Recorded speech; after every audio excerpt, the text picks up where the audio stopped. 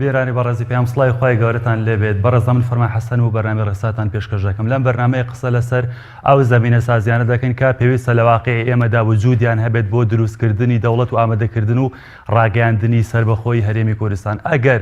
دروستکردنی دەوڵەت پێویستی بە پایە و بنچینی تایبەت بەخۆی هەبێت ئەو زەمینە سازیانە یاخود ئەو ژێرخانانە چین کە پێویستە ئێمە هەمان بێت و نیمانە. ڕێو شوێنە ئوسوڵی و قانونی و دەستوریەکانی دروستکردنی دەوڵەت و ڕاگەاندنی سربەخۆیی چین و دەوڵەت چۆن و بە کێ دروست دەکرێت لەژێر ڕۆشنایی یاسای نێودەوڵەتی دروستکردنی دەوڵەت و ڕاگەاندنی سربەخۆیی چۆنە و بە چی میکانیزمێک بەدی دێت. بۆ چوونی وڵاتان لەسەر ڕاگەاندنی سربەخۆیی و دان پێدانانی سربەخۆیی لەلایەن وڵاتانەوە چەندە گرنگە بۆ گرنگتیکردنی مانەوەی دەوڵەت بە تایبەتی لە ئێستادا زۆرینەی وڵاتان دژی ڕاگەاندنی سربەخۆیی هەرێمی کوردستانن. ناوخۆی ئێمە، دۆخی ئابووری ئێمە، سیاسەتی ئێمە، سیستەمی سیاسی و یاسایی ئیداری ئێمە چەندە ئامادە و لەبارە بۆ ڕاگەاندنی سربەخۆیی چەندە گرنگی دەوڵەتێکی سەلامەت و مانەوەی دەوڵەت دەکات لە ئێستادا. پایەکانی دەوڵەت و پێویستیەکان و گرنگیەکانی مانەوەی تەوەری بەرنامەکەم دەبێت ئەم شەو لەگەڵ بەڕێزان کارواندارە کابڕێزی خاوەنی بڕوانەوەی ماستەرە لە یاسای گشتی وارووا بەڕێز کاروان نەجات پسپۆڕی یاسای دەستوری کە بەڕێزی لە هەولێرە و لەگەڵمانە تاوتۆ دەکەین. کاروەندەرە سەرەتا لە بەڕێستەوە دەست پێ دەکەم. ناوخۆی ئێمە لە هەرێمی کوردستان چەندە ئامادەیە بۆ دروستکردنی دەوڵەت و دروستکردنی دەوڵەت لە ئێستاە ئەو ئامادەکە و ئامادەسازیانە چین کە پێویستە هەبێت بۆ ئەوەی دەوڵەت دروست بکرێت. سواس بۆ جەنابتان و سڵاو لە بینێنانی بەڕێستان. طبعاً بۆی سەرەتا بزانی دەوڵەت ئەبێ لە سەرەتایە بزانین دەوڵەت چییە، پێناسەی دەوڵەت چییە، بۆی پاشان ئێمە تێبگەین ئایا ئەو شتێکی ئێمە ئەمانەوە دروستیکەین بریتێ لە چی. هەموو پێناسەکان تقریباً لە چوارچەوەی یەک چەند خاڵێکا کۆ بێتەوە. ئەویش ئەوەیە بریتێ لە دەوڵەت وەکو پێناسە کراوە سوڵتەیەکی سیاسی یا زۆرینان وا پێناسەکەن کە بریتێ لە کۆمەڵێک خەڵک لەسەر هەرێمێکی دیاری کراو، کۆمەڵی خەڵک لەسەر هەرێمێکی دیاری کراو بە سوڵتەیەک نیزامێکی بەردەوام دەسەڵاتێکی بەردەوامیان هەیە کە ئەتوانێت حکمیان بکات بوو بە شێوەیەکی بەردەوام و مستەقر. کەوابێ ئەگەر سەیری پێناسەکە بکەین دەوڵەت سێ ئەرکانی هەیە، سێ پایە هەیە کە یەکەمیان ئەبێ کۆمەڵی خەڵکت هەبێ لە خاڵی یەکەمان، دووەمیان ئەبێ هەرێمەکت هەبێ، ئەقلیمێکت هەبێ، شوێنێکت هەبێ لەسەری ئەم دەوڵەتە دروستکەی. لە خاڵی سێمیانە کە پێویستە سوڵتەیەک هەبێت دەسەڵاتێک هەبێ کە یەکگرتوو بێ. ئەگەر بێیت هەرێکێک لەم خاڵانە لە سەرەتاوە باز بکەیت بۆ دەرەکەوی ئایا لە کوردستانی ئێمەیە لەم حاڵەتێکە کوردستانی تایە ئایا ئێمە ئەم پایانەمان هەیە. مەسەلەن ئەگەر بێیت لە سەرەتاوە لە هاوڵاتیان یا گەلێک پێویستە گەلێک هەبێت، گەلێکی یەکگرتوو لەژێر دەسەڵاتێکی یەکگرتووە کە خاوەن خاکێکی یەکگرتوو بێ. ئەگەر بێت و سەیری هەر یەک لەم خاڵانە بکەین ئێمە بەداخەوە ڕاستە لە ڕووی تقریباً نێودەوڵەتیەوە ئێمە گەلێکی یەکگرتووین، بەڵام ئەگەر بێت و سەیری خۆمان بکەین لە ناوخوا گەلێکی یەکگرتوو نین. کەوابێ خاڵی یەکەم کە پێویستە گەلێکی یەکگرتوو هەبێت بەداخەوە ینی نیمانە ئێمە کۆمەڵە شێواویمان هەیە، شێواوی کۆمەڵایەتی سیاسی خەڵک مەسەلەن دابەش بووە بە شێوەیەکی زۆر خراپ بەسەر پارتەکانە یا بەسەر لایەنەکانە. خاڵی دووەمی کە پێویستە هەبێت بریتێ لە هەرێمێکی یەکگرتوو هەرێمێک هەبێت. هەڵبەتە گرنگ نییە و هەرێمە بچووکە یا گەورەیە، ئەو هەرێمە ئاویە، وشکانیە، ئاسمانی، ئەمانە هەموو ئەبێت یابێ، بەڵام ئەوەی کە مهمە پێویستە هەرێمێکی یەکگرتووی هەبێ. هەڵبەتە گرنگیش نییە کە لە نێوان مەسەلەن ئاوا بێ، لە نێوان مەسەلەن چەند زیرەیەک بێت مشکلەمان نییە، بەڵام ئەوەی کە مهمە ئایا ئێمە لە ئێستاە هەرێمێکی یەکگرتوومان هەیە، ئایا کوردستانی ئێمە هەرێمی کوردستان یەکگرتووە. یەک خاڵی سێمیش کە زۆر مهمە یەک سوڵتەی سیاسی، یەک دەسەڵاتی ڕامیاری ئەبێ بیبا بەڕێوە. ئەگەر سەیری بکەی نەدەسەڵاتێکی ڕامیاری یەکگرتوومان هەیە، ئێمە تا ئێستا لە کوردستانیش مەسەلەن دوو دەسەڵاتمان هەیە، ئەگەر نەڵم لە ناوچەکانی تریش مەسەلەن دەسەڵاتێکی تریش هەیە کە پەکەکەن مەسەلەن ئەوان کوردانی تورکیان هەم توانیوانە تقریباً کوردستان بە شێوازێک لە شێوەسەکان بەشێکی بۆ خۆیان داسن و دەسەڵاتی خۆیان تیا بسەپێنن، هەم دەسەڵاتێکیان هەیە لێ واتە ئێمە وەجگە لەوەش کە ئێمە ناوچەدا بڕێنراوەکانمان هەیە هەتا ئێستا نەمانتوانیوە یان نەکراوە کە بێنەوە سەر هەرێمی کوردستان و چەند ناوچە هەیە هەتا ئێستا کە لەژێر دەسەڵاتی مەسەلەن حکوومەتی عێراقا یا لەژێر دەسەڵاتی دەوڵەتی ئیسلامیە. باشکە کارواندارە دەستخۆش کەواتە لە هەنگاوی یەکەمدا لە پێناسەی دەوڵەتەوە دەست پێ بکەین ئەو مەرجانەی کە بەڕێز باسی کرد گەلی یەکگرت و دەسەڵاتی سیاسی یەکگرت و هەرێمێکی یەکگرت و ئێمە ئەمانەمان نییە کەواتە دەکرێت بەبێ ئەم بنەما سەرەتایانەی دەوڵەت دەست بۆ سربەخۆی ببرێت یاخو سربەخۆی یەکی سەلامەت و بێگرفت بەدی بێت لە سایە واقعی کە بەڕێز باسی کرد ئەگەر لە ڕووی قانونیەوە سەیری بکەین لە ڕووی یاسایی و ئەم بابەتە ڕوونکەینەوە ئێمە نەخێر ناتوانین ئەگەر لە ڕووی یاسایەوە سەیری بکەین هەڵبەتە هەمیشە دروستبوونی دەوڵەت جانبێکی ڕاستە لایەنێکی قانونیە بەڵام لەگەڵەوەش لایەنێکی سیاسیە کە خاڵی چوارم کە لە دروستبوونی دەوڵەتە کە ئەم خاڵەیان زۆرجار جێی ناکۆکیە ئایا پێویستە بۆ دروستبوونی دەوڵەت یاننا کە بریتێت لە ئاعترافکردنی نێودەوڵەتی بۆ ئەو دەوڵەتە. ئێمە کە خاڵی یەکەم گەلێکی یەکگرتومان نەبێ بەداخەوە ینی ڕاستە تقریبان ڕووکەشەن یەکگرتوین بەڵام لە واقعا لە پراکتیکا خەڵکەکەمان دابەش بووە و نیشتیمانێکی یەکگرتوشمان بەو شێوازە نەبێت و دەسەڵاتێکی یەکگرتوشمان نەبێ و خاڵی چوارەمیش کە زۆر مهمە و هەمیشە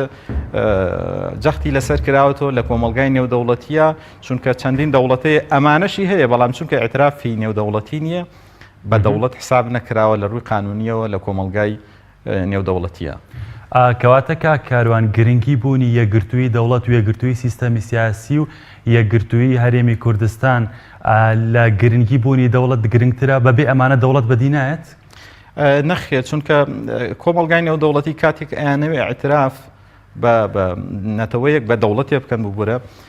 سەیری ئەم خاڵانە ئەکەن سەیری ئەوەکەن ئایا ئەم دەوڵەتە ئەم ڕوکنانی تایە و لەگەڵ ئەوەشە ئێمە شتێکەیە لە کۆمەلگای نێودەوڵەتیە چونکە ئێمە ئێستا دەوڵەتمان نییە شتێکێک کە ئێمە داوای ئەەکەین ئێستا بریتە لە مافی چاری خۆنووسین و ڕاگەاندنی دەوڵەت لە کۆمەلگای نێودەوڵەتیە و لە میساقی نەتەوەی گرتوەکان و ئەو پەیمانانەی کە بەسرا و ئەو معاهدانەی کە هەیە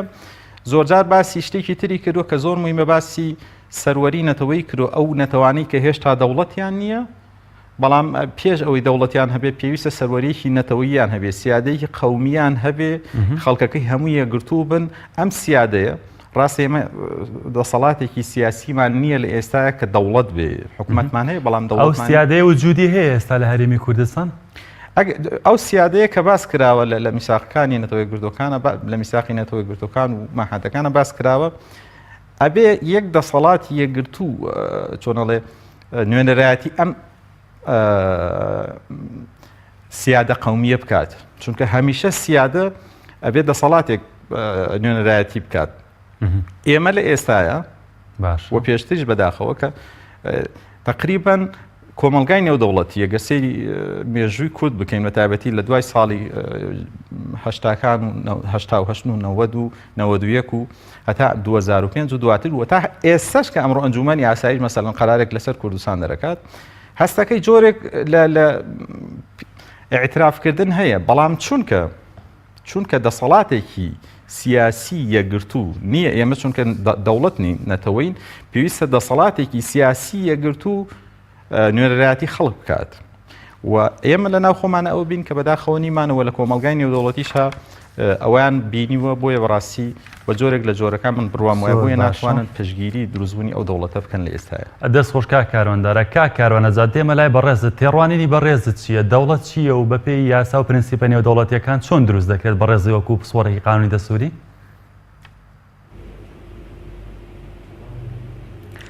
بەڵێ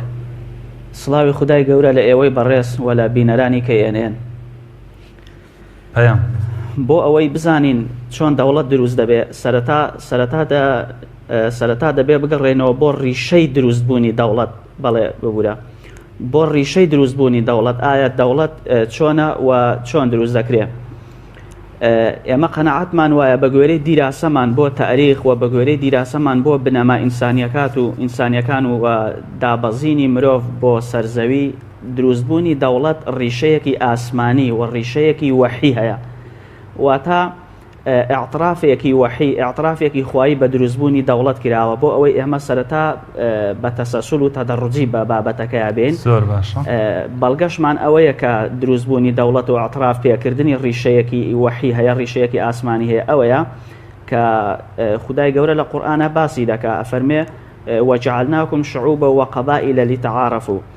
ئەمە دانپێدانانی خوای گەورەیە کە مرۆڤایەتی کردووە بە چەند گەل و هۆزێکەوە بۆ ئەوەی پەیوەندیان لە نێوان یەکتریا هەبێ. ئەنجا ئەو تعارف و پەیوەندیە لە چوارچێوەی ئینسانی بێ، لە چوارچێوەی ئاینی بێ، یان لە چوارچێوەی دەوڵەت بێ، چونکە هەسارەی زەوی مڵکی هەموو مرۆڤایەتیە، بەڵام عورفی ئینسانی وای لێ کردووە کە ئەم تەقسیمە لە نێوان مرۆڤایەتیدا هەبێ. بۆیە و بەڵگەی دووەمیشمان کە لەوەی کە دروستبوونی دەوڵەت ڕیشەیەکی ئاسمانی هەیە بریتە لەوەی کە هەم لە قورئانە خودای گەورە باسی دەکە، ئەفەرمێ کەی لا یەکونە دوولەتە بەینە الئەغنیاء منکم. واتە لە ئاەتی یەکەم ئەعتراف بە دەوڵەتەکە دەکا و لە ئاەتی دووەم باسی ئالیەتی چۆنیەتی دروستبوونی دەوڵەتەکە دەکا. بریتە لەوەی کە ئەڵێ هەندێک لە مفەسیرانی معاصر باسی ئەوە دەکەن کە ئێوە ئەم دەوڵەتتان دروست کرد یان ئەم کیانەتان هەبوو با دەسەڵات و سامان و سوڵتە لە دەست کۆمەڵە کەسێک کۆ نەبێتەوە، یعنی بنەماڵەیەک، حیزبێک، چەند تاقمێک ئیتر بەجگوێرەی تەدەڕوز بێتە خوارێ، ئەوانە تەحەکوم بەسەر ئەو دەوڵەتەدا بکەن. و بەڵگەی سێمیشمان لە دروستبوونی دەوڵەت کە ڕیشەیەکی ئاسمانی هەیە بریتە لەوەی کە دروستبوونی دەوڵەتی مەدینەیە. ئیتر ئەوە بە گوێرەی بنەماوەحیەکان و پرەنسیپە ئاسمانیەکان و شەرائیع سەماویەکان ئاعتراف دەکەن بە دروستبوونی دەوڵەت. خاڵی دووەم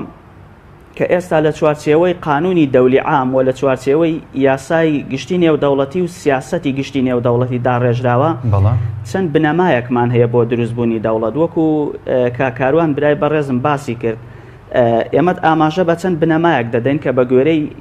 یاسای گشتی نێودەوڵەتی باز لە دروستبوونی دەوڵەت دەکات. بنەمای یەکەم بریتە لە مادەیەکی ئیتیفاقی مۆنتیڤیدیۆ باز لە دروستبوونی دەوڵەت دەکات و مادە سێ لەگەڵ مادە شەش لە بەشی دووەمی میثاقی نەتەوە یەکگرتووەکان و مادە 6 لە نیزامی داخلی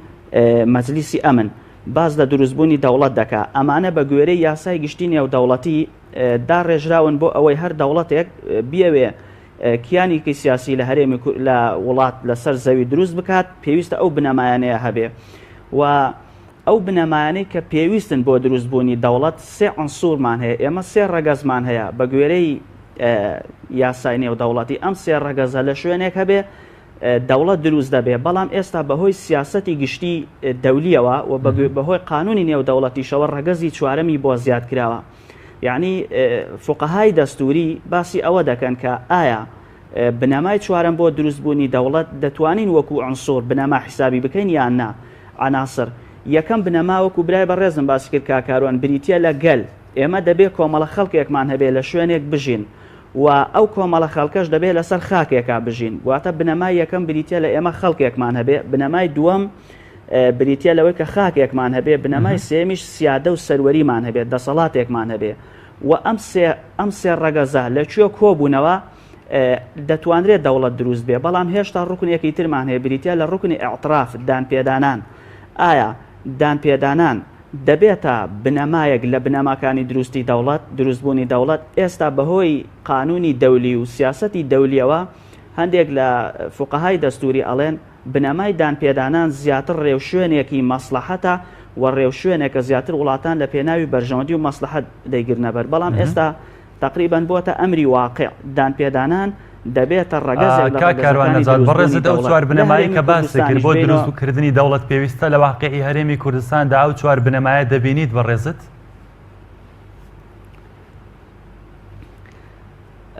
بەڵێ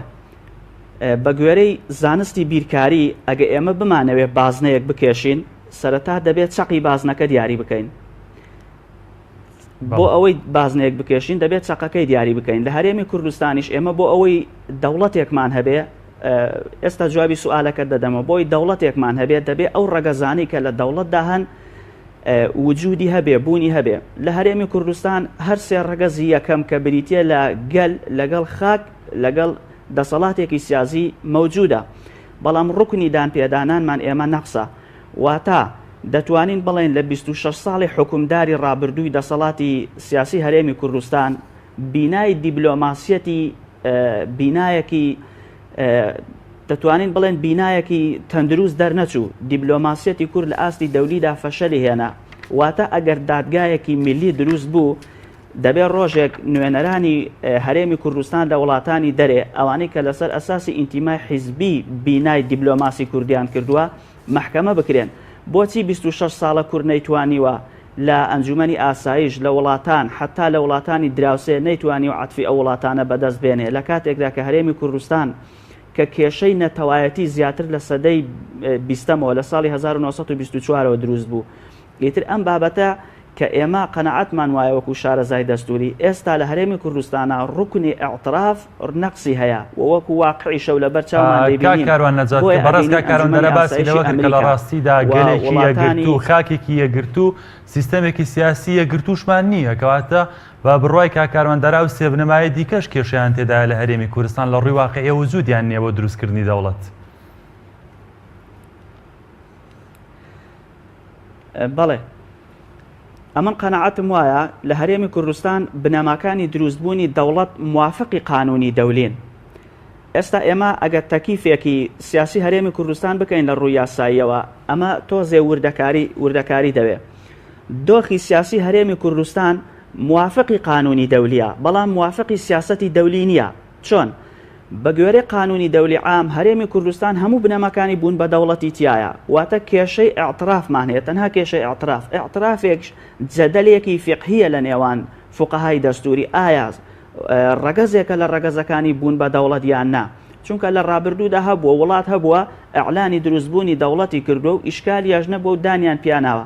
و وڵات هەبووە زۆر بە ئاسانتر بووەتە دەوڵەت. بەڵام کێشەکەی ئێمە لە سیاسەتی دەولیە نەک لە قانونی دەولی.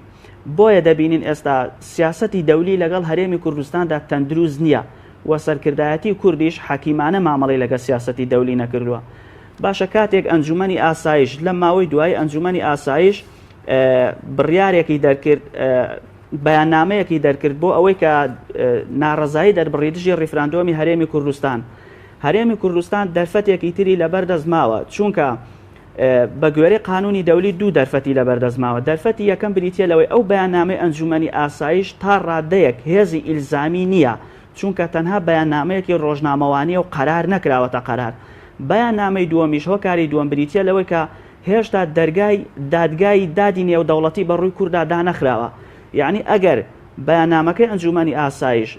لە بەیاننامەی ڕۆژنامەوانیەوە بچێ بۆ قەراری ئەنجومەنی ئاسایش و دواتریش ببێتە بڕیار لە دادگای نێودەوڵەتی ئەو کاتە تەواو ئەمنیەتی عالەمی هەرێمی کوردستان دەکەوێتە خەتەرەوە ئەو دەوڵەتە فەشەل دێنێ. بەڵام ئێمە دەبینین لە هەرێمی کوردستان دێمە لای بەڕێزت بۆی ئەوە سەبارەت بە دروستبوونی دەوڵەت. کارواندارە دەمەوێت لە بەڕێزت بپرسم ناوخۆی ئێمە چەند گرنگە؟ ناوخۆی ئێمە بەر لەوەی بچینە سەر ڕێوشوێنەکان لە یاسای نێودەوڵەتی لە سیاسەتی نێودەوڵەتی ئێستا ناوخۆی ئێمە چەندە گرنگە بۆ دروستکردنی دەوڵەت؟ خۆی لە ناوخۆیان کۆمەڵێ شت هەیە کە لە ناوخۆیان زۆر زەرونن. یەکێک لەو شتانێک کە طبعاً کە دەوڵەت ئەگەر دروستیش بێت ئەبێ کۆمەڵی تایبەتمەندی هەبێت دەوڵەت بەو تایبەتمەندیانەوە جگەلەوەی بنەماکانی بەو تایبەتمەندیانەوە نەبێت ناتوانێت دروست بێت. یەکێک لەوانە بریتە لە سیادە سەروەری. ئەبێ دەوڵەت هەم لە دەرەوە کە ئێمە ئێستا باسی ناکەین سیادەیەکی هەبێ سەروەرێکی هەبێ هەم لە ناوخۆیان سەروەرێکی هەبێت. واتە ئەبێ دەوڵەت سەروەری هەبێت بەو معنای دەوڵەت دەسەڵاتی هەبێ بەسەر هەموو ئەو هەرێمەی لە ژێردەسیاتی دەسەڵاتی هەبێ بەسەر هەموو ئەو هاوڵاتیانەی ئەو گەلەی کە لە ژێردەسیاتی کە بتوانێت فەرزی قانون و فەرزی دەسەڵاتەکانی خۆی بکا بەسەریە. کاروان قسەی لەسەر ئەوە لەسەر دەسەڵاتی هەرێم ڕخنەی ئەوەی لەسەرەکە لێرە هەر حیزبێک لە ناوچەیەک دەسەڵاتی هەیە سوڵتەیەکی سیاسی یەکگرتو دەسەڵاتی بەسەر هەموو هەرێمەکە ناڕوات. بەداخەوە ئەوە خاڵێکە کە ئەرزم کردیێنی پێویستە لە ناوخۆیان ئەم دەوڵەتە ئەم حکوومەتە ئەم دەوڵەتە ببوورە سیادەی هەبێ بەسەر هەموو هەرێمەکە سیادە هەبێ بەسەر هەموو هاوڵاتیەکانە کە ئەمە لە پراکتیکان نابینین واقعی. هەڵبەتە ئێمە تا ئێستا دەوڵەت نین، یعنی ناتوانین بڵین دەوڵەتین ئەمەمان نییە، بەڵام کە بووین بە دەوڵەت ئەبێ دەوڵەت ئەمەی تێدا بێ. و خاڵێکی تر کە زۆر گرنگە ئەویش لە یاسای دەستوری فەڕەنسیا مەسەلەن زۆر تەکیدی لەسەرە کرێتەوە بریتی لە چی؟ ئێمە سیادەمان هەیە سیادەی دەوڵەتمان هەیە سیادە بۆ دەوڵەت، بەڵام شتێکی ترمان هەیە سیادە لە ناو دەوڵەتە بۆ معنایی ئەبێ دەوڵەت طبعاً کاڵین سیادەی هەبێ واتە ملکەت نییە بۆ هیچ دەسەڵاتێکی تر بەڵام شتێکی تر هەیە کە پێویستە دەوڵەت ملکەت بێ بووی ئەگەر ببین بە دەوڵەت ئەبێ بم شێوازە بێگەننا تایبەتمەندێکی دەوڵەتمان نییە ئەویش بریتێ لە دەوڵەتی یاسا کە ئێستا زۆر تەکیدی لەسەرکرێتەوە کە ئەم واتە بە شێوازێکی تر بڵێم یاسا سەروەر بێ بەسەر ئەو دەوڵەتە ئەگەر بێت و ئەو بنەما یاسایانەی ئەو یاسا بەتایبەتی یاسای دەستوری و یاساکانی تر لە وڵاتە دەو دەوڵەتە ڕێزی نەگیرێ احترامی نەگیرێ سەروەر نەبێت ئەو دەوڵەتە ئێستا لە یاسای دەستوری فەڕەنسا کە زۆر باسی لێوەکرێ ئەو دەوڵەتە بە دەوڵەتێکی کامل و تەواو حساب ناکرێ واتە ئەتوانی بڵێ تایبەتمەندێکی گرنگ تایە نییە کە بەریتە طبعاً ئەویش بە چەند ڕێکارێکە بێ مەسەلا ئەو دەوڵەتە بێ دەستوری هەبێ ئەبێ تەدەڕوجی قوانینی هەبێ ئەبێ احترامی کەواتە کاروان بابەتی سەروەر نەبوونی یاسا و نەبوونی دەستور لە هەرێمی کوردستان و بوونی تەقاریری نێودەوڵەتی لەسەر پێشەلکاری دیموکراسی لە هەرێمی کوردستان بۆ وەحداسی سیاسانی لە ماوەی ڕابردووە تا بەخستنی پەرلەمان ڕوویان داوە ئەمانە زیانیان لە سەربەخۆی هەرێمی کوردستان گەیاندووە لە خواستی سەربەخۆی هەرێمی کوردستان بۆ زیان گەیاندن باوەڕ ناکەم زیانێکی ئەو تۆ بگەێنێت بۆچی لەبەرەوەی ئێمە باز لەوەکەین ئەگەر دەوڵەت بین ئەم تایبەتمەندیە پێویستە هەبێت واتە پێویستە ئەو دەوڵەتەی کە بڕیار برێت دروست بکرێت ئەبێ بزانێت کە یەکێک لە تایبەتمەندیەکانی دەوڵەت ئێستا لە جیهانە لە لای یاساناسانی جیهان بریتێلەوەی کە ئەبێت یاسا سەروەر بێت دەوڵەتی یاسا بێ ئەگەر نا چونکە ڕاستە سەروەری هەیە بەسەر هەموو گەلەکە بەسەر هەموو هاوڵاتیانە بەسەر هەموو خاکەکەیە بەڵام ئەم سەروەریە مطلق نییە دیاریکراوە یا مقەیەدە بەوەی کە دەوڵەتیش ئەبێ ئەم کارەکە بەڵام بە حکمیەوە ئێمە ئێستا دەوڵەت نین و پێم وانە تەسیرێکی وای هەبێ هەڵبەتە کۆمەلگای نێودەوڵەتی و ڕێکخراوە نێودەوڵەتیەکان ئەزان کەم پێشەلکاریە هەیە ئەم پێشەلکاریە تەنها پێشتر باسم کرد یەک سەروەری دەسەڵاتی سیاسی بەڵێ ئەمانە زیان نین بۆ سەروەری دەسەڵاتی سیاسی و دوجار بە زیانی پرۆسە گشتێکە بشکێتەوە من کاک فەرمان پێشتر باسم کرد کە پێش دروستبوونی دەوڵەت کە لە کۆمەلگای نێودەوڵەتیە شتێک باسەکرێت بریتە لە مافی چاری خۆنووسین بریتی بوو کە چونکە ئێمە ئێستا لە قۆناغی مافی چاری خۆنووسینان کە دەوڵەت دروستکەین ئێشتا نەبووینەتە دەوڵەت بەڵام پێش ئەوە طبعاً شتێک کە دڵخۆشکەرە بۆ ئێمە و بەتایبەتی لەو قەرارانەی ئەنجومەنی ئاسایشی بینی نەتەوە گرتوەکان هەڵوێستی وڵاتان کێشەی بوون بە دەوڵەت کێشەی جیابوونەوەی هەرێمی کوردستان لە عێراق کێشەیەکە نەبووە وانە نەسراوە کە کێشەیەکی ناوخۆییە کە ئەمە زۆر مهمە پەیوەندی بە چیەوە هەیە پەیوەندی بەوە هەیە تا ڕادەیەک لە چەند قەرارێکی نەتەوە گرتوەکانە لە کۆمەڵێ ماحەدەی کۆنا مەسەلەن کورد نوعاً ما اعترافی پێکراوە کە مافی چارەی خۆنووسین تقریباً بە جۆرێک لە جۆرەکان اعترافی پێکراوە پێی بدرێ بەڵام وەکو عەرزم کردی ئەوانەی کە ئەوەی کە پێویستە بریتیە لە سیادەیەکی قەومی واتە گەلێک هەبن تۆکمە بن دەسەڵاتێک هەبێت کە هێشتا حکوومەت نییە بەرەیەکی ڕزگاری خوازە شتێکی لەو شێوازێ ڕابەرایەتیانەکە یەکێک لەو مەرجانەی کە بۆ ئەم دەسەڵاتە زۆر جادانراوە بریتیەوەی کە ئەم دەسەڵاتە پێشێلی مافی مرۆڤ نەکا پێشێلی ڕێکەوتن و معاهدە و وەسایقە نێودەوڵەتیەکان نەکا کە لەمایانە خراپە کە قۆناغی پێش دروستبوونی دەوڵەتە قۆناغی داواکردنی ئاعترافی دەوڵەتانە بۆ خۆت کە ئاعترافت پێکەن بۆیە ئەم دەسەڵاتەیە ئەو سوڵتەیە کە نوێنەرایەتی ئەو سیادە قەومیە کات ئەم کە لە کاتێکا کە یاسا سەروەر نییە لە کاتێکا کە دەقە دەستوریەکان دەقە نێودەوڵەتیەکان ڕێزی لێ ناگیرێ بەڵێ زیانی هەیە بەڵام وەکو کاکاروانیش باسی کرد لە هەموو کاتێکە بە تایبەتی لە بابەتی سیادە دروستبوونی دەوڵەتە دەوڵەت چەندێ بابەتێکی یاساییە ئەوەنەش بابەتێکی سیاسیە باشە کاکاروان باس لە گرنگی یەکگرتووی کرد گەلێکی یەکگرت و خاکێکی یەکگرت و هەرێمێکی یەکگرت و دەسەڵاتێکی یەکگرت و ئەمانە چۆن بەدیدێن وەکو پێشمەرج یاخود وەکو بنەمای سەرەتایی دروستکردنی دەوڵەت پێویستە دەسەڵاتدارای کوردستان بیر لەم خاڵە بکەنەوە کە دەوڵەت ئەگەر ئێمە کۆمەلگای نێودەوڵەتیش ئێعترافمان پێ بکە ئەگەر ئێمە لە ئێستا وەکو کاکاروان باسی کرد ئێمە لە قانونی دەولیە حەقمانە کە دەوڵەت دروستکەین لە بەروی هەرێمێکمان هەیە لە بەروی خەڵکێکمان هەیە و دەسەڵاتێکیشمان هەیە لە ئێستا ئەگەر واش دەوڵەت دروست بکرێ ئەبێ تەکید لەوە بکرێتەوە ئەبێ زۆر جەخت لەوە بکرێتەوە دەسەڵاتدارانی کوردستان بیلەوە بکەنەوە کە بنەما ئەساسیەکانی دەوڵەت پتە بکەن کە ئەو خاڵانەیە کە باسمان کرد بە تایبەتی ئەگەر لە ئێستا بەم شێوازە بڕۆن بەڕاستی خەلەلێک دروستە بێت ئێستا ئێمە ئامادەین بۆ دەوڵەت بۆ بە دەوڵەت بوون ئێمە لە هەموو حاڵەتێکا یەکشت هەیە ئامادەبوونی دەوڵەت وەستاوەتەوە لەسەر ئەوەی ئاعترافمان پێکەن یان نا لە ڕووی واقعیەوە ئێمە ئامادەین بۆ لە ڕووی واقعیەوە ئەگەر ئێمە سەیری ئێمە بکەین نەخێر بەڵام ئومێدەیە مەسەلەن لە داهاتووە بتوانین کارێ بکەین مەسەلەن دەوڵەتێکی یاسایی دروست بکەین ئەگەر نا لە ئێستاە ئامادەیمانتیانە لە ڕووی یاساییەوە لە ڕووی یاساییە بەڵام لە ڕووی سیاسیەوە دەوڵەت دروستە بێت ئەوە شتێکی تر باشە دەستخۆش کا کاروانەجات دێمەوە لای بەڕێز باسی لە گرنگیدان پێدانانی نێودەوڵەتی کرد بۆ مەسەلەی سەربەخۆیی هەر وڵاتی یاخود هەر دەسەڵاتێک ئەی پایەکانی گرنگیکردنی مانەوەی ئەم دەسەڵات یاخود ئەم دەوڵەتە چییە چی گرنگیەکە کە ئەم دەسەڵات و دەوڵەتە بەردەوام بێ و بمێنێتەوە بەڵێ بۆ ئەوەی هەر دەوڵەتێک لەسەر پێی خۆی بۆستێ جگە لەو بنەمایانەی کە باسمان کرد پێویستە هەندێک مەبادی ئیتری هەبێ هەندێک قاعیدە و قەواعید هەیە کە دەوڵەتی لەسەر دەوەستێ کە پێی دەوترێت بنەماکانی ئاسایشی نەتەوەیی لە هەرێمی کوردستان بنەماکانی ئاسایشی نەتەوەی ئێمە زۆر لاوازن هەیە یان نییە یان بەڵێن دەدرێکە لە داهاتوودا نەبێ یعنی من تەوەقوعی ئەوە دەکرێت کەسێک لە ماوەیەکی 26 ساڵ نەتوانێت بنەمای دەوڵەت بوون دروست بکە لە ئێستاشدا ناتوانێت کەواتە ئەو بنەمایانەی کە ئاسایشی نەتەوەی کوردی لەسەر وەستاوە بۆ ئەوەی کە ئێمە هەنگاوی بەرچاومان ڕوون بێ بۆ ئەو دەوڵەتەی کە دەمانەوێت دروست بکرێ بنەماکان بریتە لە یەکەم ئێمە ئاسایشی ناوخۆی هەرێمی کوردستانمان زۆر بەهێز بێ ئاسایشی ناوخۆی هەرێمی کوردستان یەکەم بریتە لە ئیتیفاقێکی ناوخۆی خۆمان تا ئێستا لەسەر مەسەلەی دروستبوونی دەوڵەت لە ئێستادا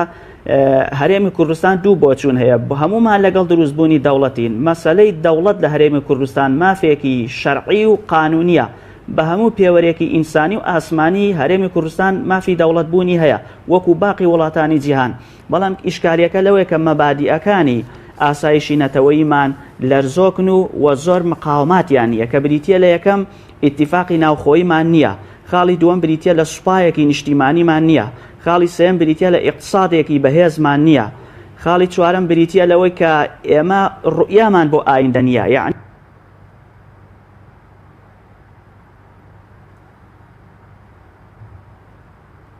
بەڵەکە کاروانەجات کێشەیەک لە دەنگی کاکەروان هەیە لە هەولێرەوە هەنگاوەکانیشمان بەردەوام بەفەرموو بەڵێ هەنگاوەکانیشمان ناتوانین بە بەرچاو ڕوونی بنین ئەو بنەمانەی کە باسم کرد بۆ مەسەلەی دروستبوونی دەوڵەت کە ئێمە بنەماکانی ئاسایشی نەتەوەیمان نییە ئەو بنەمانەی کە باسمان کرد بنەمای لەرزۆکن ناتوانرێ ئێمە بینای دەوڵەتی لەسەر بکەین ڕاستە بە گوێرەی قانونی دەولی و بە گوێرەی سیاسەتی دەولی و بە گوێرەی شەرع ئێمە مستحقی دەوڵەتین دەوڵەت بوون مافێک نییە کە ئینسان بیداتە ئینسان مافێکە کە بنەمایەکی وەحی و ڕیشەیەکی ئاسمانی هەیە بەڵام ئەوەی کە لە هەرێمی کوردستان ئایا سوالێکی جوانت کرد ئایا ئێستا هەرێمی کوردستان ئامادەیە بۆ دروستبوونی دەوڵەت نەخێر ئامادە نیە بۆ دروستبوونی دەوڵەت هەموو بنەماکانی بوون بە دەوڵەتی تایە بەڵام ئیستیعدادی نییە لە ئێستا ئەعلانی دەوڵەت بکە بۆچی ئیستیعدادی نیە ئەعلانی دەوڵەت بکە چونکە بە گوێرەی قانونی دەولی عام 8 جۆری دانپێدانان هەیە تا ئێستا وڵاتانی جیهان بەو شێوەیە دانیان بە ئەو دەوڵەتە نەناوە کە هەرێمی کوردستان دروست بێ باشە لە ئاستی ئیقلیمی لە هەرێمی کوردستاندا موامەرەیەکی ئیقلیمی هەیە بۆ ئەوەی کە هەرێمی لە نێوان عێراق و ئێران و تورکیا بۆ ئەوەی وەکو سەدەی 20م چۆن لە هەرێمی کوردستانیان کرد لە شۆڕشی نەتەوایەتی کوردیان کرد ئاواش ئەم هەلە لەبار ببەن ئەوە هیچ حیسابێک بۆ ئەو ویفاقی ئیقلیمی نەکراوە یعنی ڕوئیای دەسەڵاتی کوردی دووربینی نییە هەنگاوەکانی تەنها پێشخۆی و مەسلحەت و دەوروبەری خۆی دەبینێ دەوڵەت دروست ناکرێت لە کاتێکدا ئەخلاق و سیاست لە یەک جیاکراوەتەوە لە هەرێمی کوردستان فەساد و زوڵم تێکەڵ بۆتن ئەمە زۆر گرینگە دەسەڵاتی کوردی وریابێ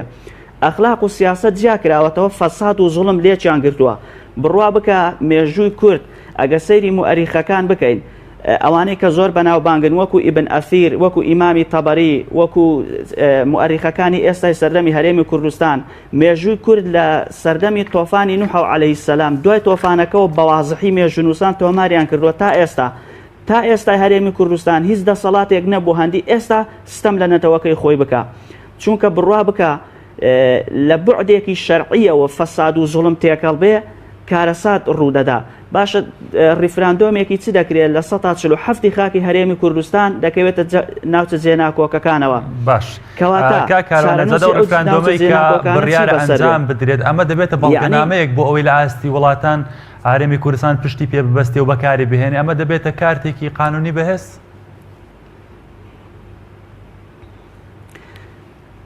خۆی پێش ئەوە چەند واقعێک هەیە. ئەمن ئەوەندەی سەرنجم داوە تا ئێستا وڵاتانی عالەمیش دەزانن کە هەرێمی کوردستان داوای سربەخۆیی دەکا، بەڵام سەرکردایەتی کورد نازانێت چی دەوێت. یعنی ئەگە ئینسان بە وردی گوێ لە وتارەکان بگرێ بە تایبەتی لەم ماوەیە قیادەی کوردی دەیدا وتارەکان دژەیەکی زۆری تایە، یعنی تەسەورەکەی نازانی چی دەوێت، چونکە ئێمە بە گوێرەی قانونی واقعی سێ ڕێگەمان لە پێشە. ڕێگەی یەکەم یان دەمانەوێت لە دەوڵەتی عێراق جیابینەوە کیانێکی سربەخۆمان هەبێ و سربەخۆی ڕانەگەیەنین. دووەم یان دەبێت لە دەوڵەتی عێراق جیابینە و ئەعلانی سربەخۆی بکەین، ویان لەگەڵ دەوڵەتی عێراقا لە چوارچێوەی نیزامێکی فیدراڵیدا بمێنینەوە. باشە ئەمڕۆ کاک مەسعود لە وتارەکەیدا لە هەولێر باسی ئەوەی کرد کە ئێمە ئەو دەوڵەتەی کە دروستی دەکەین لە داهاتووە دەوڵەتێکی دیموکراسی فیدرالی پەرلەمانی دەبێت. باشە کە دەزانرێت پەرلەمان ئەساس و بنچینەی و ڕۆحی دروستبوونی دەوڵەتێکی دیموکراسی و دەوڵەتێکی قانونیە کە دەوڵەتی قانونی بریتە لەو دەوڵەتەی کە ئیدارەت تیا ملکەتی یاسایە،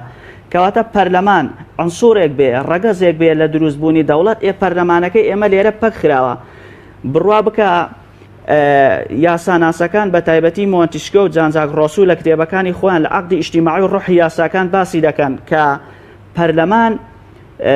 پەرلەمان بریتە لە عەقڵی شعب و حکوومەتیش بریتە لە ڕۆحی شەعب. باشە ئێستا لە هەرێمی کوردستان عەقڵی شەعب پەکی کەوتووە، کەواتە بڕیار لەسەر چ بدەیت، کەواتە بڕیارەکان هێزی یاساییان نابێ. و من قەنەعەتم وایە ئەم ریفراندۆمە و چ بە گوێرەی قانونی دەولی و چ بە گوێرەی سیاسەتی دەولیش ریفراندۆمێکی ئیلزامی نییە، واتە ریفراندۆمێکە وەکو ئەوەی کە حیزبێک بێوێ لە ناوخۆی خۆیان سەرژمێری خۆی بکە دەربارەی بابەتێکی پێویست. بۆ چونکە ئەگەر ئێمە بمانەوە ریفراندۆمێکی حەقیقی بکەین، ریفراندۆمێ بێ کە هەڵقوڵاوی ڕۆح و هەناوی ئیرادەی گەل بێ، دەبێ هەموو حیزبە سیاسیەکانی هەرێمی کوردستان بڕیار لەسەر ئەو ریفراندۆمە بدەن. سەبارەت بە پێگەی کورد لە نەتەوە یەکگرتوەکان و لە ئاستی نێودەوڵەتی بەڕێز باس لەوەی کا دیبلۆماسیەتی کورد لاواز بۆ نەیتوانیوە لۆبی دروست بکات. ئێستا بەشێک لە سەرکردایەتی کورد زۆر گرنگی بە زەمانەتی نەتەوە یەکگرتوەکان دەدا. ئەم زەمانەتە چۆن لە ڕێواقعیەوە فەراهەم دەکرێت؟ دۆسیەی دەوڵەتی سربەخۆی کوردستان لە نەتەوە یەکگرتوەکان چۆن دەبرێتە پێشەوە؟ میکانیزمەکەی چۆنە بۆ ئەوەی لەوێ گرە زەمانەتێک یاخود گرنتیەک بە کورد بدرێت؟ بەڵێ هەرێمی کوردستان لەبەر ئەوەی بە گوێرەی یاسا تا ئێستا ئەقلیمێکە لە چوارچێوەی دەوڵەتی عێراقدا، ئێمە بە گوێرەی دەستور ئەوە لە دەستوردا ئیقراری ئەو بابەتە کراوە. سەرەتا وەکو باسم کرد بۆ ئەوەی کە ئێمە بە میکانیزمێکی قانونی بڕۆین دەبێت لە هەرێمی کوردستانەوە ئیتیفاقێکی سیاسی و ئیتیفاقێکی یاساییمان هەبێ و لە پەرلەمانەوە ئەو ئیتیفاقیە دەربچێ، کەواتە بەرگێکی یاسایی دەبێت. ئەوە خاڵی یەکەم. خاڵی دووەم، لە پێش ئەنجامدانی ریفراندۆم دەبێت قەنەعەت بە حکوومەتی عێراقی بکرێت لە پەرلەمانی عێراقەوە ئەگەر هەرێمی کوردستان ریفراندۆمی کرد و ویستی جیابێتەوە ئەوە دان بەو ریفراندۆمەیە دەنرێ. ئەوە خاڵی دووەم. نەک لە دوای ئەنجامدانی ریفراندۆم دانووساندن لەگەڵ حکوومەتی عێراق بکرێت، چونکە وزەی ئەو ریفراندۆمە دەتوێتەوە. ئەو ریفراندۆمە خۆی ریفراندۆمێکی ئیلزامی نیە، تەنها دەبێتە ریفراندۆمێکی زیاتر ئەوانەی کە عاقڵمەندانی کوردی باسیەکەن ریفراندۆمێکی عەبەسی پێدەوترێ. کەسێک هەڵستی ریفراندۆمێک دەکاو بەبێ هیچ بنەمایەکی زانستی و بنەمایەکی قانونی. و خاڵی دووەم، ئەگەر ئێمە سەیری دەستوری عێراق بکەین، لە دەستوری عێراقدا هیچ مادەیەک نییە تا ئێستا بەڕاشکاوی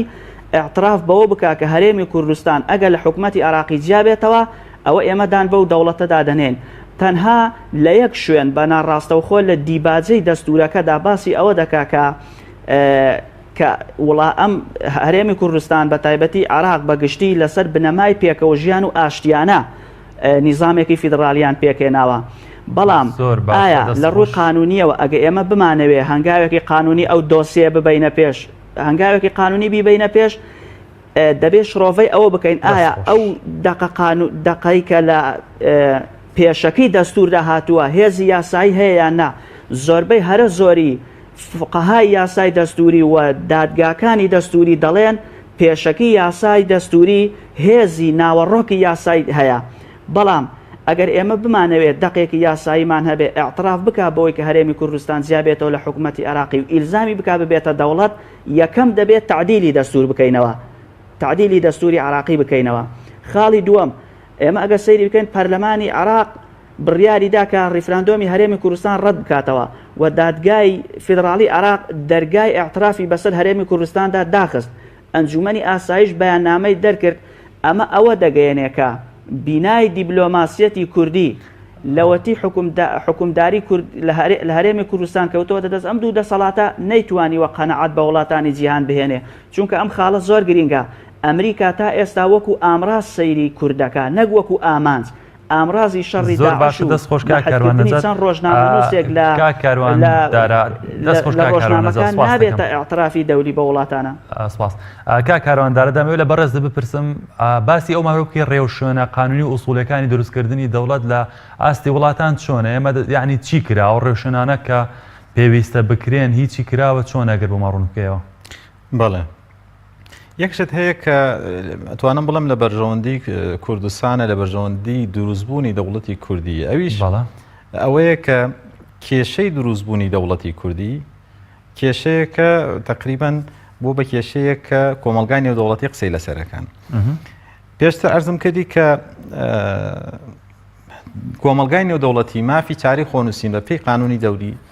مافی چاری خۆنووسین ئەیا بە کۆمەڵێک گەل ئەیا بە کۆمەڵێگەل کە ئەیانەوێت جیابنەوە. من بڕوام وایە ئێستا بەپی قانونی دەولی ئێمە مافی چاری خۆنووسینمان هەیە. بۆچی؟ لەبەرەوەی ئەگەر سیر بکەین قانونی دەولی ئەڵێ ئەو کەس نەتەوانەی ئەو گەلانەی ئەیانەوێت جیابنەوە لە دەوڵەتەکەی خۆیان. طبعاً کۆمەڵە مەردی دانا یەکێک لەوانە داگیر کرابێت طبعاً زیاتر دوای ساڵی 45 جەنگی جیهانی دووەمە داگیر کرابێ. بەڵام ئەڵێ ئەو دەوڵەتانی کە ئەو هەرێمانە یا ئەو گەلەی کە لە نێوان دەوڵەتێکی ترایە ئەوێت جیابێتەوە بە کێشەیەکی ناوخۆیی ئەو وڵاتەدا ئەندرێت و دەوڵەتانی تر کۆمەلگای نێودەوڵەتی تەداخل ناکات لە بوارە مەگەر کە ئەمە لە بەرژەوەندی ئێمە مەگەر تەداخلی وڵاتان بەڕەتکردنەوەی ڕیفراندۆم و سەربەخۆی ئیجابی ئێستا. من ببوورە پێشەوەی وەڵامت بەمەوە ئەمەی ئەو بڵێم ئێستا مەسەلەن کۆمەلگای نێودەوڵەتی تەداخل ناکات لە ڕیفراندۆمی مەسەلەن کەتەلۆنیا. بۆ لەبەرەوەی یاسای نێودەوڵەتی ئەڵێ ئەو نەتەوەی ئەو گەلە ئەبێ ئیسپاتی ئەو بکە کە مافەکانی لە چوارچێوەی ئەو دەوڵەتە نەپارێزراوە، لە چوارچێوەی ئەو دەوڵەتە تووشی جینۆساید بووە ستەمی لێکراوە کە کۆمەلگای نێودەوڵەتی ئەمەی لا ئیسپات وەک گەلی کورد لە پێشترا لە نزیکەی 100 ساڵە ئێمە جینۆساید کراوین، لێمان کوژراوە، ناڕەحەت کراوین، کەوابێ مافمان هەیە و ئێستا کە ئەبینی کۆمەلگای نێودەوڵەتی قسە لەسەر ئەم کێشەیەکا وەکو عەرزم کردی وەکو هەرێمی کیوبەک نییە لە کەنەدا کە مەسەلەن پەیوەندی بەخۆیانەوە هەیە یا کەتەلۆنیا لە ئیسپانیا کێشەیەکی داخلی هیچ دەوڵەتێک تەداخل ناکات. بەڵام لە کوردستانە کۆمەلگای نێودەوڵەتی تەداخل ناکات لەبەرەوەی ئەو مافەمان پێدراوە. بەڵام داوانەی خۆمان ئامادەباشیمانتیان کاروان ئەو لێدوانە ڕۆژنامەوانەی ئەنجومەنی یاسایش بە کۆی دەنگی 15 دامی خۆی لەسەر ڕیفراندۆم بڵاوی کردەوە مەترسی هەیە لە ئایندا ببێتە بڕیارێکە هێزی قانونی هەبێت. ئەمە لە ڕووی قانونیەوە چۆنە؟ وەکو بۆم باس کردی ئەم خاڵە کارتی بە دەوڵەت من بڕوام وایە کارتی بە دەوڵەتبوونی کورد ناوەسێنێ. بۆچی؟ لەبەرەوەی ئەمان ئێستا قەناعەتیانە لەم قۆناغا دەوڵەتی کوردی ناتوانێت دروست بێت. موبەری کۆمەڵە موبەریان هەیە کاتە مووقیفی ئەم وڵاتانە بە هەند وەرنەگیردێت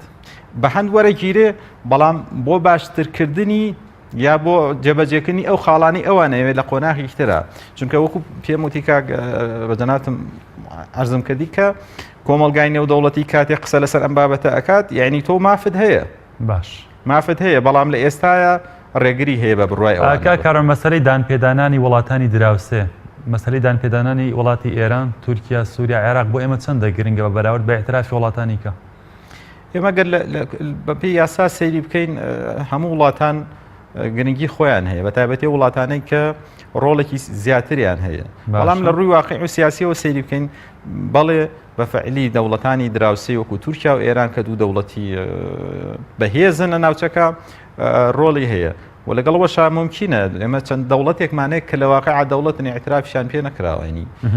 مەسەلەن قوبروسە بینی کە سەر ئەو قوبروسی سەر بە تورکیا یۆنان اعترافی پێ ناکە کە لە پاڵیاتی دراوسێشێتی بەڵام ئێمە لەوانەیە بۆ ئێمە شتێکی تر بە لەبەر و ئێمە سنووری ئاویمان نییە بەداخەوەین کا کاروان سەبارەت بە عێراق دەگوترێت ڕێگای سەربەخۆیی لە عێراقا پێویستە بە دانوستن و ڕێکوتن لەگەڵ بەغدا لە عێراقەوە دەست پێ بکات لە ڕوانگەی یاسای نێودەوڵەتیە بەبێ ڕێکوتن و ئیتیفاق لە عێراق چەندە گرفت بۆ پرۆسی سەربەخۆیی دروست دەکاتەمە ئێمە ئەگەر بە بڕوای من ئەگەر ئێمە بمانەوێت عێراق ڕازی بکەین لە هیچ کاتێک حکوومەتی عێراقی بەو شێوازە ئێمە ئەمانەوێت دەوڵەت ڕابگەینین هیچ کاتێک ڕازی نابێت کەواتە حەل چییە؟ باسی ئەوەکەین کە لە دەستوریشە ئێمە حەقەمان پێ نەدراوە بەڵام بە بڕوای من دەستور لە عێراقا لەلایەن حکوومەتی عێراق و لەلایەن کوردیشەوە ڕێزی لێ نەگیراوە و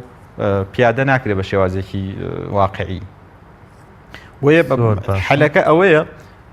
پێشتر ئەرزم کردی ئێمە ئەوێ هەنگاوی زیاتر بنین کە ئەو خاڵانەی ئەو بنەمایانەی گرنگە بۆ دروستبوونی دەوڵەت و تایبەتمەندەکانی دەوڵەت کە باز لە کۆمەلگای نێودەوڵەتیە باز دەوڵەتە کرێ لە قانونی دەوریا ببورن باز لەوە کرێ بێ ئەو دەوڵەتە دەستوری هەبێ ئەو دەوڵەتە تەدەڕوجی قەوانینی هەبێ ئەو دەوڵەتە احترامی یاساکان بگرێ و ئەو دەوڵەتە بە هەمان شێوە ڕێزی ماف و ئازادە تاکیەکانی کۆمەلگای خۆی بگرێ زۆر باشکا کارم باز لە بژاردەیەکی کەش دەکرێت لە نێوان سربەخۆبوونی تەواوەتی وەمانەوە لە دۆخی فیدراڵداویش کۆن فیدراڵیە کۆن فیدراڵی چەندە لە واقع عێراق و هەرێمی کوردستان و نزیکە چەندە بژاردەیەکی گونجاوە کۆن فیدراڵی خۆی کۆن فیدراڵی بژاردەیە کە لە نێوان تۆ دەوڵەتێکی فیدراڵی لەگەڵ دەوڵەتێک کە بە تەواوەتی سربەخۆ بیت و جا ببیتەوە لە ئێستاە من بڕوام وایە ئەگەر ئێمە کۆنفیدراڵیکیش بەدەست بێنین کە حکوومەتی عێراق پێی ڕازی بێکار ئاسانی بکات بەو بەتایبەتی ناوچە جێناکۆکەکان بخاتە سەر هەرێمی کوردستان زۆر گرنگە بۆ کورد لە ئێستاە بۆ لەبەرەوەی کاتێک کۆنفیدراڵیەکەی لەگەڵ دەوڵەتی عێراقا تۆ خاوەنی سیادەی خۆتی خاوەنی شەخسی قانونی دەولی خۆتی ئەتوانی معاهدە بکەی ئەتوانی زۆر شت بکەی وەکو دەوڵەتی تەعاملەکەیت و هەر کاتێکیش نەتەوێت تۆ معاهدەیەکە بە معاهدەیەک لە نێوان خۆت و دەوڵەتی عێراقا و کۆنفیدراڵی دروستەکەی وەکو فیدراڵی نییە کە ئەگەر بەپێی یاسا بێ فیدراڵی بە دەستور دروستە بێ و دەستورە ئەتبەسێتەوە وێ بە ئاسانی ناتوانانی بەپێی یاسا هەڵبەتە ئەگەر کێشت نەبێ ئەگەر مافەکانت بدرێ بەڵام بەپێی یاسا دەستور ڕێگەت نایە دەستور ڕێگە نایە بەڵام ئەگەر بە معاهدەیەک بێ بە ڕێکەوتن نامێ چونکە کۆنفیدراڵی لە دەستورە یعنی دەستورێک تۆ نابەسێتەوە بە حکوومەتی عێراقەوە معاهدەیەکە هەر کاتێ بتەوێتوانی ئەو معاهدەیە باشە دەستخۆش شەڵکەیتەوە لەگەڵ کا کاروانەجا دێمەوە لای بەڕێز دوو پرسیار لێ دەکەم بۆی مقاتەعەت نەکەم گونجاوترین بژاردە لەوانەیە کە باسی کرد مەسەلەی فیدراڵی یاخودمانەوە لە دۆخی ئێستا یاخود سەربەخۆیی یاخود کۆنفیدراڵی کە لەگەڵ کاکارواندارە باسم کرد ئەمانە گونجاوترینیان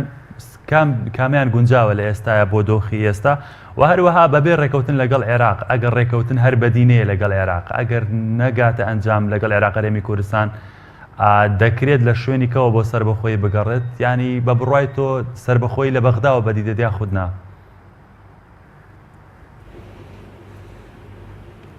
بەڵێ بە گوێرەی قانونی دەولی عام شەرعیەتی سەربەخۆیی دەوڵەتی کوردستان دەبێت لە دەوڵەتی عێراق وەربگێرێ ئەوە شتێکی قانونیە و حتمیە و بە گوێرەی قانونی دەولی هەروایە یعنی ئێستا سەردانی کۆمەڵگەی نێودەوڵەتی بکەن و شاندی ڕیفراندۆمیش کاتی خۆی کە سەردانی وڵاتانی کرد بۆ دەرێ پێیان گوتبوو مەسەلەی دەوڵەت پەیوەستی بە دەوڵەتی عێراقەوە هەیە چوارچێوەی خۆتان بەڵام ئەگە گریمانەی ئەوە بکەین ئێمە ڕیفراندۆمان ئەنجامدا کە ئەم ڕیفراندۆمە ڕیفراندۆمێکی تەنها ڕیفراندۆمێکی ئیستیشاری دەبێت ڕیفراندۆمێکی ئیلزامی نابێت چونکە هیچ زەمانەتێک نییە دوای ڕیفراندۆم ئێمە وا بکەین کە دەوڵەتی عێراقی قەناعەتمان پێ بکات لەو کاتەدا ئەگەر کورد دەوڵەتی ڕانەگەیان و بڕیاری ئەوەش نادا بگەڕێتەوە بۆ حکوومەتی عێراقی یان زەمانەتێکی نێودەوڵەتی وەرگرت یان هەر کارێک لەم بابەتانە بوو ئەمن قەنەعەتم وایە کورد بژاردەیەک بگرێتە بەر پێم وایە لە ئاستی سیاسەتی دەولی کورد کە لە هەرێمی کوردستاندا ئێستا بزوتنەوەی گۆڕان و کۆمەڵی ئیسلامی بۆچوونەکەیان موافقی سیاسەتی دەولیە وتمان قانونی دەولی اعتراف بە دەوڵەتەکە دەکرێت ئێمە لە ڕووی قانونی دەولی و مستحقین بەڵام لە ڕووی سیاسەتی دەولیەوە بۆچوونی بزوتنەوەی گۆڕان و کۆمەڵی ئیسلامی موافقی سیاسەتی دەولیە لە ئێستادا لەگەڵ دروستبوونی دەوڵەتانین یعنی کاتەکەی گونجاو نییە نەک ئەوەی کە ئینکاری بوونی دەوڵەتەکە بکەن کەواتە کێشەکە چییە ئەگەر هەرێمی کوردستان و سەرکردایەتی کورد قەنەعەتی بەوە هات بگەڕێتەوە بۆ بەغدا ئەمن قەنەعەتم وایە بە زەمانەتێکی نێودەوڵەتی و بە دوو مەرجەوە بگەڕێتەوە بۆ بەغدا مەرجی یەکەم بریتی بێ لە هەموارکردنەوەی دەستور و دەقێکی تیا بنووسن کە ئاعتراف بە هەرێمی کوردستان بکات لە ماوەیەکی معەیەن کێشەکانیان چارەسەر بکەن و مەرجی دووەم بریتی بێ لەوەی کە عێراق هەرێمی کوردستان بە پرۆژەیەکەوە بچێتە پەرلەمان عێراق بکرێ بە سێ هەرێمەوە هەرێمی شیعە هەرێمی سونە هەرێمی کورد بڕوا بکە چەند ڕیفراندۆمی تریش بکرێ چەند تەحەدای وڵاتانی نێودەوڵەتیش بکرێ تا عێراق نەکرێ بە سێ هەرێمەوە سیادەی عێراق شل نابێتەوە ئەو کاتە زەمینە سازی بۆ دروستبوونی دەوڵەت زۆر ئاسان دەبێت خۆز کاکەڕۆن گوێ لە دەنگی من ماوە بەڵێ بەردەوام بەڵێ یعنی شتێکی عجیبە قیادەی کورد چۆن ڕوبەڕووی مجاسەفە دەکا بە مقەدەراتی ئەم میلەتەوە یعنی ڕوبەڕووی وڵاتانی نێودەوڵەتی دەوەستێتەوە بڕوا بکە ئاسایشی نەتەوەی کورد بەشی حەسارێکی دەڕۆژی ئەمریکا و تورکیا ناکە ئێستاش ئەگە پاڵپشتی ئەمریکا نەبووایە هەرێمی کوردستان ئێستا چارەنووس و عاقیبەتێکی تری هەبوو بۆیە حەکیمانە قەنەعەتم وایە ئەوەیە قیادەی کوردی بگەڕێتەوە بۆ لای حیزبە سیاسیەکانی هەرێمی کوردستان لەگەر هەموو سەرۆکی حیزبەکانی هەرێمی کوردستان کۆنگرەیەکی نەتەوەی بکەن پێکەوە قەرار بدەن ئەو بژاردەی ئەو پێشنیاری کە من کردم و پێم وایە پێشنیارێکی تەندروست و سەرکەوتوو دەبێ ئەگەر بە گوێرەی بنەماکانی سیاسەتی دەولی و بە گوێرەی واقع ئێستا هەرێمی کوردستان سەیری بکەین چونکە ئەگەر دادگای دادی نێودەوڵەتی بڕیاری دا بە سزادانی هەرێمی کوردستان ئەو کاتە حەساری دەولیمان دەکەوێتە سەر بڕواکە ئەو کاتە دۆخەکە ئالۆز دەبێت لە دەستی هەرێمی کوردستان تێدەپەڕێ ئەو کاتە حکومەتی عێراقیش یعنی ئێمە لە بینی حکومەتی عێراقی و لە بینی ئەمریکاش دەبین ئەوەی کە سیاسەتمەدارانی کورد باسی دەکەن لە ئێستادا ئەمریکا زۆر لە مەسلحەتی کوردایە چونکە ئەگە ئێمە باسی مەسەلەی ئاعتراف بکەینەوە ئەگەر بێت و ئەمریکا ئاعتراف بەو دەوڵەتە بکە بڕواکە ئاعترافی هەندێک وڵاتانی تر بەو شێوەیە ناکرێ و لە ئاستی وڵاتانی عەرەبیش مەسەلەی ئاعتراف هەرێمی کوردستان هەڕەت کراوەتەوە بە نمونەیەک بێنینەوە کاتێک کە هەرێمی کوردستان دەیەوێت بڵێ من ئەعلانی دەوڵەت دەکەم لە هەندێک مەسەلەی پێشووتر عەبدولفەتاح سیسی بڕیاری دا کەوتی من هێز دەنێرم بۆ عێراق بۆ ئەوەی لە هەرێمی کوردستان بدا بینیمان ئیخوان موسلیمین چۆن بەیاننامەی دەرکرد وتی جیابوونەوەی هەرێمی کوردستان لە حکوومەتی عێراقی کوفرێکی شەرعیە ئەو ماوەی پێشووتر لە کەرکوب ئاڵای کوردستان هەرکرا مفتی عێراق فتوای داوتی با کورد لەخوا بترسێ کەواتە ئەمە هەمووی شتێکمان پێ دەڵێ ئیمانی ئومەی عەرەبی ئیمانی ئومەی عەرەبی کە عروبیەت زاڵە بەسەریانە تا ئێستا نەیتوانی و ئاعتراف بۆ بکە هەرێمی کوردستان وەکو وڵاتانی جیهان مستحقی دەوڵەت کاروان نەزار ئێستا نزیکترین ڕێگا کە کورد بگەێنێت بەسەر بەخۆیی چییە نزیکترین ڕێگا نزیکترین ڕێگا بریتە لەوەی کە قیادەی کوردی مجازەفە بە مقەدەراتی ئەم میلەتەوە نەکا بگەڕێتەوە بۆ ناو گەلەکەی خۆی باشە من سەیرم بەوە دێ دەیبینی قیادەی کوردی هاوارەکە دەڵێ ڕیفراندۆم لە دەستی من نەماوە ڕیفراندۆم لە دەستی شەعبە هەموو کەس دەزانێت لە هەرێمی کوردستان ڕیفراندۆم قەراری شەخصیە ڕیفراندۆم قەراری میلی نییە بڕوا بکە ئەگە ئەم ڕیفراندۆمە لە هەرێمی کوردستان لە 100 بێنێ ئەم قسەیە زۆر گرینگە لە هەرێمی کوردستان ئەم ڕیفراندۆمە لە 100 بێنێ چەند دانیشتوانی هەیە هەرێمی کوردستان ئەوەی کە شمولی دەنگ دانیش ناکا بچێت دەنگ بەڵێ بدا هێشتا دەوڵەتی کوردستان دروست نابێ بۆچی ئەم دەوڵەتە دروست نابێ چونکە ئێمە ئیشکالی ئاعترافمان هەیە واتە نەقسی ئاعترافمان هەیە تا ئێستا لە ئاستی نێو دەوڵەتی بۆ مەسەلەی دەوڵەت ئێمەیان قبوڵ نییە